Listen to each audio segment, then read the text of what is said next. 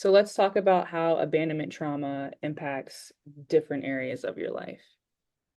When I'm thinking of like that deeply rooted abandonment, it's the absence of, a role, a figure who's supposed to be in your life. And as a child, mommy and daddy's supposed to be there, right? Like, well, what did I do wrong for my dad not to be a part of my life? What did I do wrong that I'm not lovable? And what does it typically look like for a woman who suffers from abandonment issues? There's a lot of different outcomes with abandonment. Seeking love and through men because of the absentee or like the absence of your father figure. It's going to directly impact your sense of belonging, your sense of worth, your sense of your self-esteem, your confidence. There's going to be like emotional impact, and then there could be more like developmental impact of abandonment. I can't attach to you in a safe and secure way because I don't know what that looks like because my daddy wasn't there, or my mom wasn't secure and stable and sturdy in my life. And then if we have attachment issues, what's that going to lead to? Trust issues. If we have trust issues, then what's that going to lead to? Like more severe and significant like attachment issues, like, and how that leads to like unmanageable anxiety, right? Or major depressive episodes. You know, there's just a lot of depression disorders and anxiety disorders that are rooted in abandonment issues and attachment losses. If you don't feel loved by the people who's supposed to love you, how are you going to love yourself or others? Like it just, I mean, doesn't, the math ain't mathing. You learn how to assess like your beliefs. Like, do I believe is this core belief something I genuinely align myself with, or was this passed down to me because I inherited it, or I was conditioned to believe this way about me and the world? Or is this my trauma that makes me feel and behave and act this way? So, I mean, the self-exploration piece, once you find the awareness of, whoa, I have abandonment issues, it gets wild. So it really starts with that awareness, and then we reparent, and then we pull out and uproot what is not of us and what was forced in us, from belief systems to behaviors to communication styles. So, all of these actions seem to be like an embedded trauma response, then, right? Remember, trauma is subjective to not the actual event, but how we perceive and experience that event. So, what are some issues or side effects that somebody could see with abandonment issues? Major trust issues, right?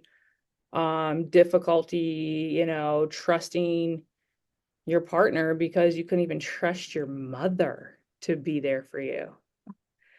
Trusting your husband, and actually allowing him to provide and give you a sense of safety and security because, honey, your daddy wasn't there. You know, what is hyper independence? A trauma response rooted in abandonment issues.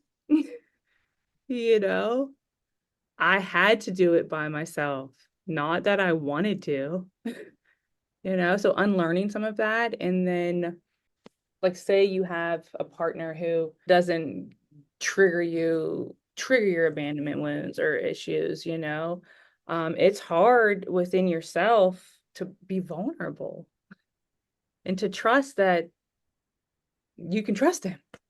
How do I know?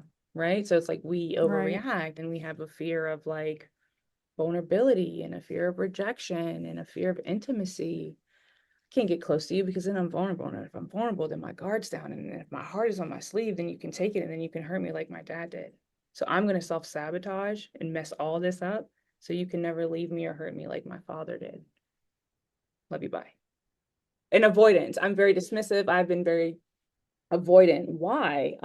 That's how I have to like navigate my like self to not be hurt. A lot of us grow up in a space or with caregivers that are very unpredictable with their behavior. So, somebody who is stable and sturdy and secure and orderly, that would trigger my abandon, you know what I mean? Like, I don't know how to operate in order because I was only my upbringing was only a place of disorder and unpredictability. So I can navigate chaos very well because it's familiar to me versus somebody who, you know, didn't grow up in that type of household. Does that make sense? Yeah, definitely. You're not gonna get that part of me. You can't Mm-hmm. love me if I don't feel that connection, safety, and security within you. Thank you, childhood trauma, right? Does that go back to the inner child? For sure. A lot of times when trauma happens, we get stuck at that like chronological age that trauma, like the onset of the trauma or when it actually occurred. What So when exactly does that mean when people say that you're stuck at that age? I think, yeah, I think it's like a cluster of things. I think it's like, okay, if I was sexually abused at 10, uh, that inner part of me and that young 10-year-old girl is still going to be in me, so after that abuse as that 10-year-old girl, I had to survive in all these different ways, right? I was avoidant, I was dismissive, or I was hyper independent, or I didn't trust people, or depending on what the situation is. And a lot of times when we're adults and we are very high functioning and in marriages and have jobs and we're like adulting, um we still let that 10-year-old girl who was abused still make the adult decisions. So when I'm saying reparent yourself, it's like, hey, Britt, it's me. I got us. I'm the adult and we're safe. You're safe here. You know, we're secure here. That's not ever going to happen to us again.